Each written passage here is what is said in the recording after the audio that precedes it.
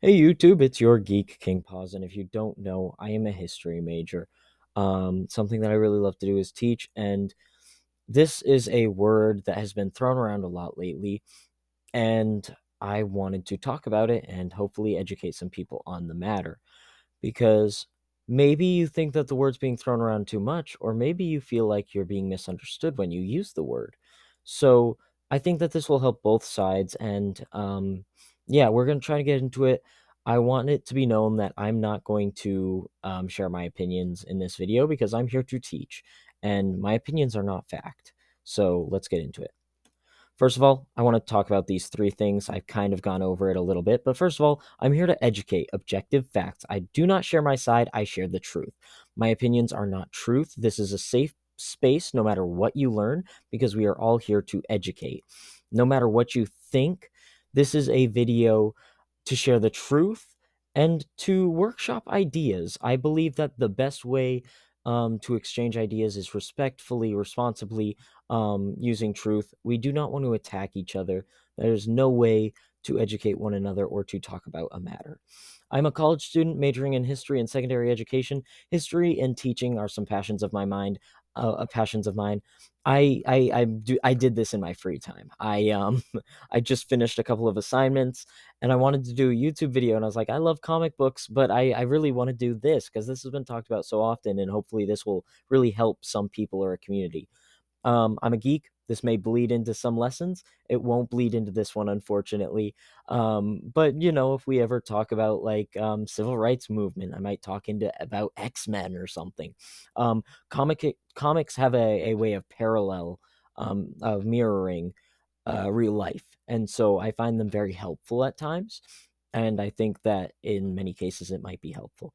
Anyways, let's get straight into it. We're going to start off with the straight up definition of fascism from Merriam-Webster: a populist political philosophy, movement, or regime that exalts nation and often race above the individual, that is associated with a centralized autocratic government headed by a dictatorial leader, and that is characterized by severe economic and social regimentation and by forcible suppression of opposition.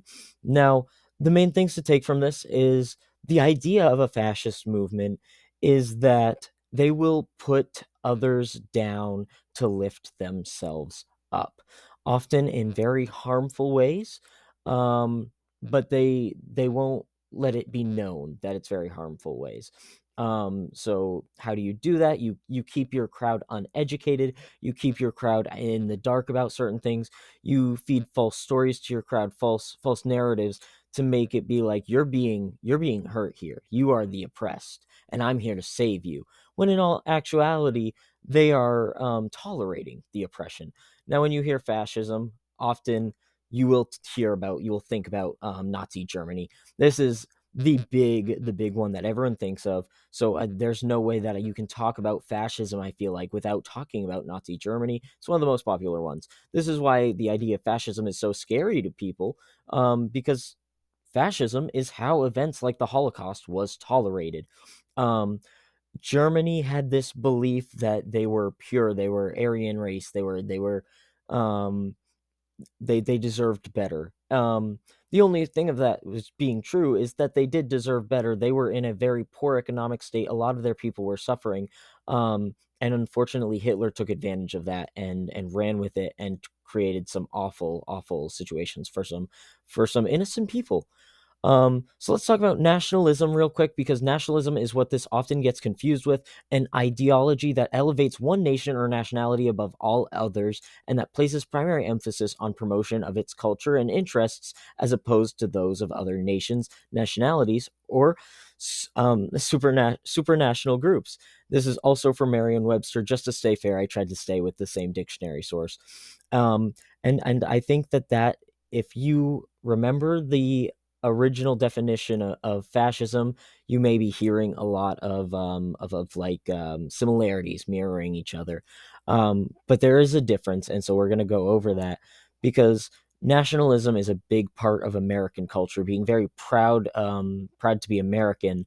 So we're going to talk about when nationalism crosses that line and becomes fascism, because you can I see it very like much like narcissism. You can have narcissistic traits without being a narcissistic person. You can have fascist traits without being a fascist person. Um, so it's a slippery slope, but this is important to remember the difference. You can be proud of one nation while not be demeaning to other nations. When you are proud of your country or feel lucky to be in it, that alone can be nationalism. I look at some countries' situations and I feel bad for them, and I feel very lucky to be in the situation that I'm in the nation that I'm in America. I feel very lucky to be as privileged as I am with a lot of the things that I have. And yeah, there are things that I want change for, but overall, I'm really lucky.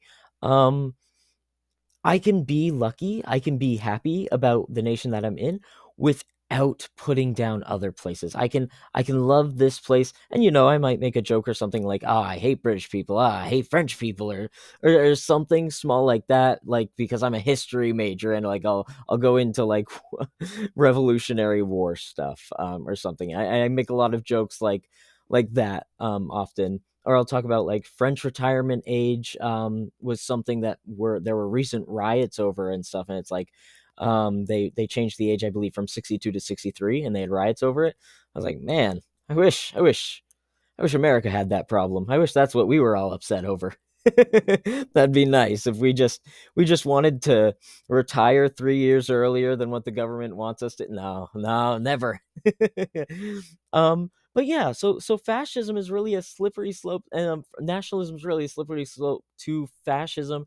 You kind of cross that path when it stops being I'm proud of my country, and when it starts to be I hate what this country's doing. This country is so much worse for this reason. These people are so much worse for this reason. This is why America is the best. It's a slippery slope. You want to avoid that because that's not healthy. That's a recipe for disaster, and it is a catalyst that led to World War II.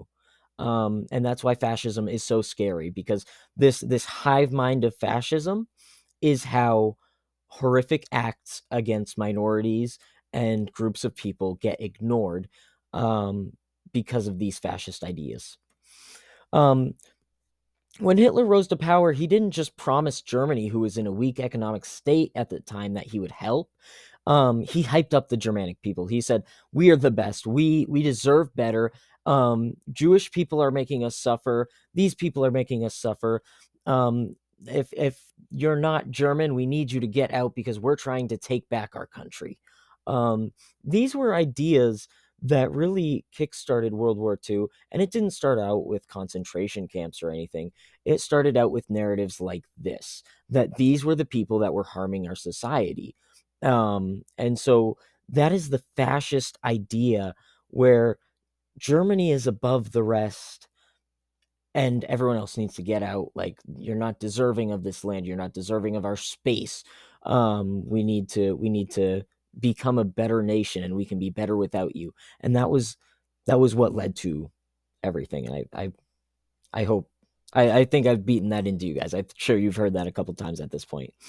Current day, I'm not here to present you with my own opinions. Now, there's been a lot of talk about a lot of different things. My opinions do not matter. I've already said that.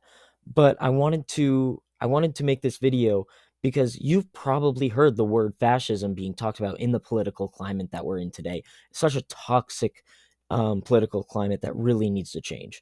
And so I'm hoping that if I make videos like this that just talk about history, that just talk about like little things, it will help both sides come together and realize, okay, I see why you're saying this. I disagree because of this.